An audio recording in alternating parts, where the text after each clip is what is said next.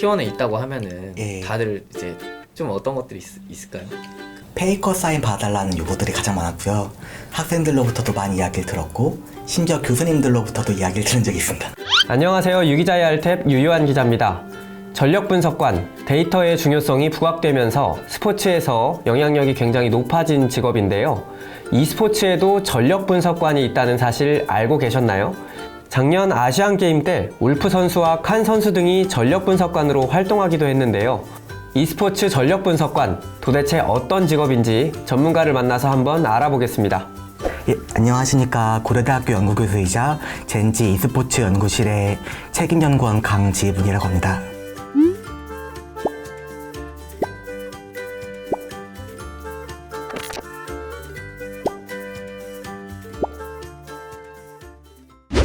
어떤 역할을 수행하는 업무인지 직업인지 좀 설명해 주시면 좋을 것 같습니다. 기본적으로는 팀을 위해서 이제 선수들과 코칭 스태프들을 위해 가지고 다양한 그런 정보들을 생산하고 설명해준 역할이라고 말할 수 있을 것 같습니다.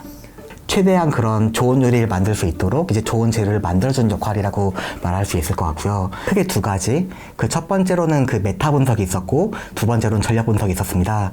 패치 버전을 맞춰가지고 주요 어떤 정보들을 지금 선수들한테 프레젠테이션을 했었고요. 전략 분석이라고 하면 이제 매 경기 전날에 이렇게 선수들한테 상대들의 정보들을 잘 설명해주고 그리고 그런 것들을 어떻게 하면 대비하면 좋을지 이런 것들을 설명하는 과정들이 있었습니다. 자기 팀의 전략을 짜는 것도 있지만 예. 상대를 파괴하는 것도 되게 중요한 포션이잖아요. 예, 맞습니다. 보통 그런 건 어떻게 준비하세요? 챔피언 픽들이랑 뭐 최근 어떤 그런 근황들, 뭐 최근 뭐 특이 사항들, 그리고 그 선수들의 어떤 그런 그 기본적인 움직임이라던가 아니면 그런 와딩 패턴이라던가 그런 좀 굉장히 다양한 폭넓은 정보들을 이렇게 조사해가지고 준비를 해놓고요. 초반 특이한 움직임들이 어떤 것들이 있는지 이런 것들을 팀과 그리고 선수 단위로 이렇게 두 가지로 이렇게 보면서 준비를 하게 됩니다. 제일 분석이 까다로웠던 선수가 한 명 뽑아보시자면 누가 좀 어려웠을까요? 23년도 기준으로 봤을 때는 피너 선수가 좀 많이 까다로웠던 것 같고요. 좀 다양한 그런 초반 정글링 패턴부터 시작해가지고 변칙적인 소랑 정석이랑 전부 다 잘 하다 보니까 그런 것들을 좀 준비하기 많이 까다로웠습니다. 데이터를 뭐 수집하고 해석하고 뭐 이런 역할이 거의 주된 역할이라고 봐야겠네요. 예, 그렇게 말할 수 있을 것 같습니다. 그런 대회에 대한 이해도도 많이 높아질 수 있을 것 같고 그리고 기본적으로 그 자기 자신이 롤에 대한 좀 이해도도 높은 게 중요한 것 같습니다.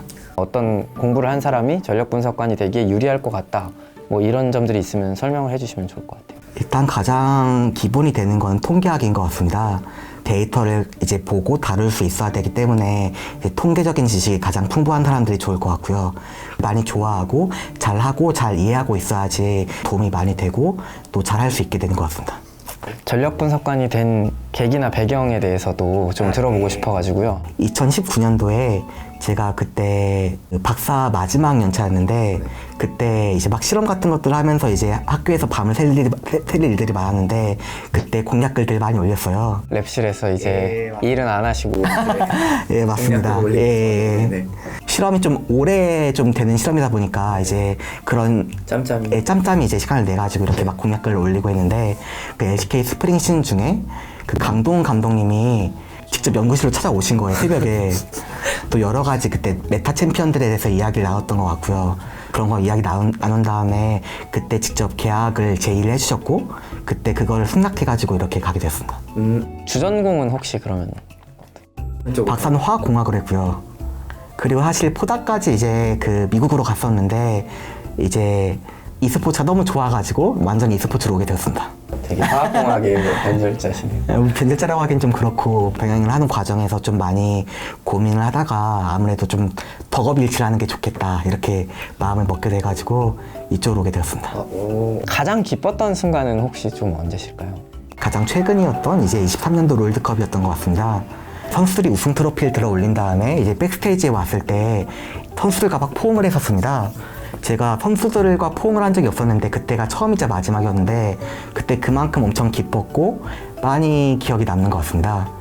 롤드컵 진입할 때는 T1 우승 후보로 안 봤잖아요, 사람들이. 분석팀에서는 T1의 우승 가능성이라고 해야 될까요? 그런 것들 좀 어떻게 평가하고 계셨어요? 평가받는 거에 비해서 훨씬 잘할 수 있다라고 많이 생각을 했었고 연습 과정에서 유의미한 결과들이 많이 나오다 보니까 사람들이 예측했던 거에 비해서는 좀 많이 그런 우승 확률을 높게 보았습니다. 제 개인적인 생각으로는 우승 가능성이 한 3위 정도 되지 않을까 생각을 했습니다. 3위면 1, 2위는 어느 팀 보고 계셨어요? 1위는 징동으로 봤고요. 2위는 젠지로 봤습니다. 징동이라는 상대를 어떻게 조금 분석을 했고 실제 경기에서는 어떻게 좀 맞아떨어졌는지도 궁금하거든요. 그랜드슬램을 노린 팀이었을 정도일 만큼 워낙에 강팀이었기 때문에 T1이 그 가장 강점으로 생각하는 처음부터 잘 굴려가지고 이기는 그런 플랜이 중요했던 것 같고요. 잘 맞아떨어져가지고 스노우볼 조합들을 그 시작으로 해가지고 잘 굴리면서 이길 수 있던 것 같습니다. 몇 퍼센트 정도 이제 좀 부합하는 뱀픽이 나왔었나요? 당시에. 팀적으로 봤던 뱀픽이랑 거의 다르지 않았던 것 같고요. 특이한 그런 뭐 픽들 빼고는 거의 한 7, 80%는 거의 맞았던 것 같습니다. 좀 제일 불안했을 때는 언제세요?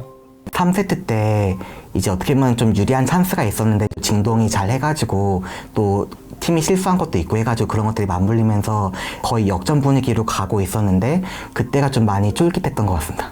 대상혁 선수가 그 룰러의 바울스를 넘겼을 때 그때는 막 어떤 기분이었어요? 아니 이게 된다고? 약간 이런 느낌이었던 것 같습니다. 찰나의 틈을 통해 가지고 이렇게 멋진 플레이가 나와가지고 많이 놀랐습니다. 저는 그때 소리 지르지도 못하고 거의 헉 이런 식으로 봤던 것 같습니다.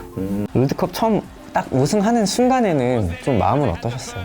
아 드디어 이게 되는구나, 드디어 했구나 이런 느낌이었고요. 그리고 약간 게임에 비유하자고 하면은 그 마치 엔딩을 본 느낌이었습니다.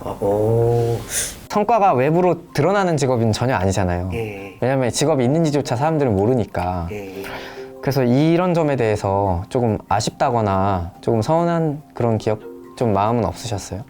근데 기본적으로 분석관이라는 직책이 이제 선수들과 그런 코칭 스태프를 보조하기 위한 그런 직책이기도 하고 뭐 코칭 스태프랑 선수 외에도 굉장히 많은 분들이 노력을 해주고 계시거든요.